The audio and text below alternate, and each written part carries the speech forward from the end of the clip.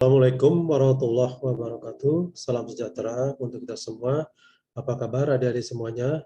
Saya harapkan semua sehat dan dalam kondisi yang sangat baik.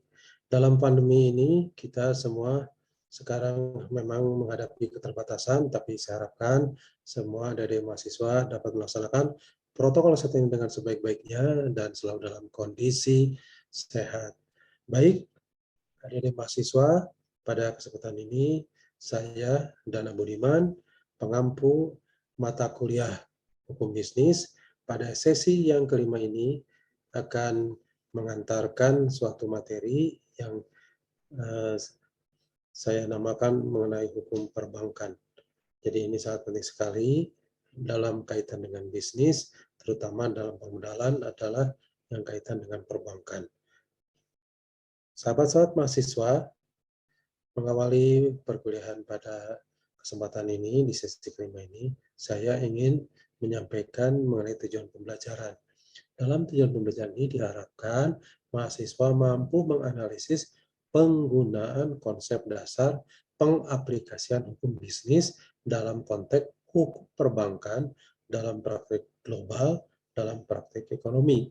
Juga para mahasiswa memahami fenomena hukum dari realita hukum perbankan sebagai tantangan modern sebagai bentuk dari persaingan global.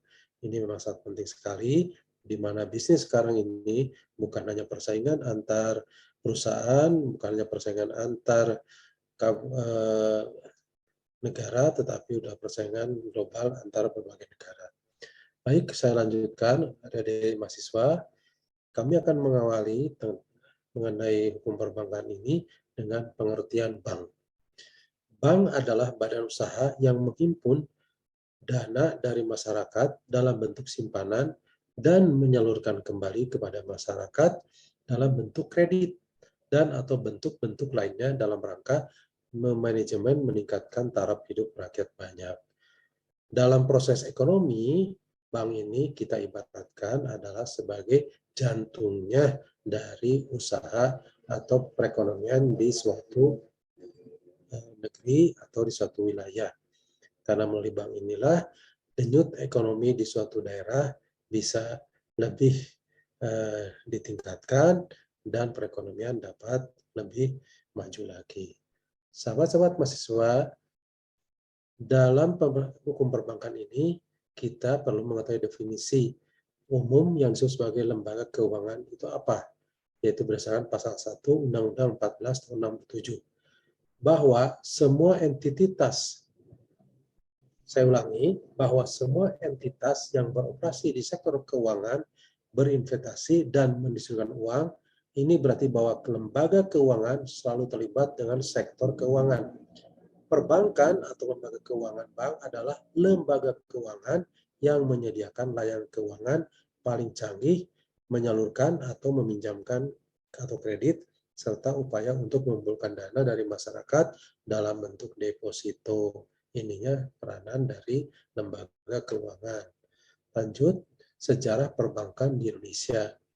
Kalau kita merujuk pada sejarah Indonesia, bahwa perbankan ini mulai berkembang pada saat kehadiran VOE atau Verenigd Oost-Indies Company yang mempengaruhi berdirinya lembaga keuangan seperti pembiayaan dan perbankan sebagai bank pertama, dan dapat dicatat kehadiran Nederlands Handelsmaatschappij di tahun 1824. Jadi perbankan Indonesia dimulai setelah masuknya Belanda dengan lembaga keuangan disebut VOE, dan yang pertama adalah Nederland Handelsmaatschappij di tahun 1824. Sahabat-sahabat mahasiswa yang saya banggakan, di samping itu perbankan juga melakukan kegiatan jasa.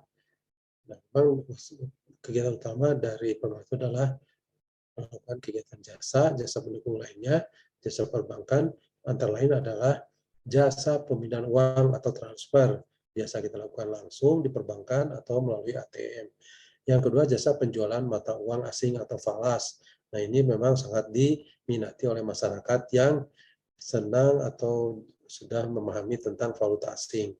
Ketiga adalah jasa safe deposit bank mohon maaf, safe deposit box. Nah, ini untuk menyimpan barang-barang mereka di bank, kemudian bank garansi dan referensi bank berkaitan dengan perusahaan-perusahaan yang meminjam keuangan kepada perbankan maupun untuk melakukan kontrak atau tender dengan pemerintah.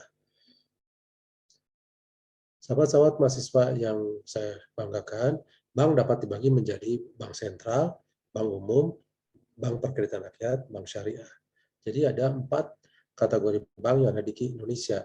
Bank sentral adalah untuk mencapai dan memelihara kestabilan nilai rupiah. Untuk mencapai tujuan tersebut, bank sentral mempunyai tugas menetapkan dan melaksanakan kebijakan moneter. Jadi ini bank sentral ini atau central bank ada di setiap negara, satu di setiap negara itu pasti ada bank sentral. Kemudian bank umum adalah bank yang bertugas melayani setiap lapisan masyarakat.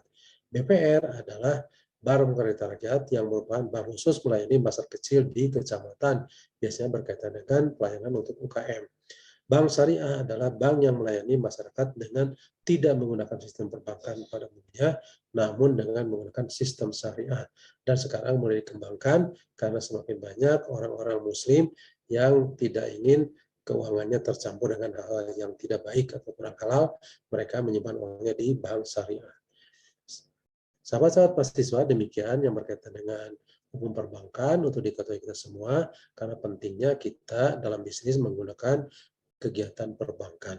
Demikian, mudah-mudahan dapat dipahami dan mudah-mudahan lebih jelas bagi pertemuan yang saat ini. Terima kasih, saya akhiri. Billahi taufiq wal hidayah. Assalamualaikum warahmatullahi wabarakatuh. Sampai jumpa.